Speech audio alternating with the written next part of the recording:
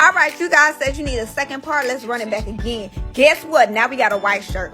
You are printing on the matte side. This is a DTF hat. The company called is Yamation. I'm probably saying it wrong again, you guys. I'm going to leave it linked in my bio, and I'm going to leave a discount code for you guys, 20% off.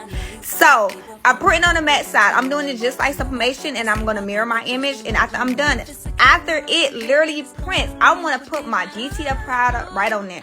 And then I'm going to put it in my heat press with the powder side, matte side that you're printing on, up so it can get hot and the DTF powder can actually go into the design because you want the whole thing to be covered.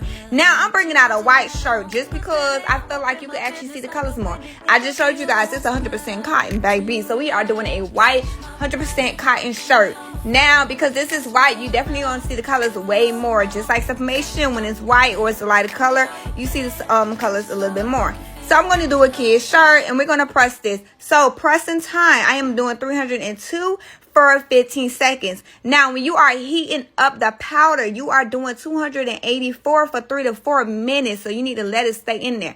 Let's test it out, baby. Let's see if this thing works, okay? Stretch, baby. Stretch it, baby. Ooh, honey.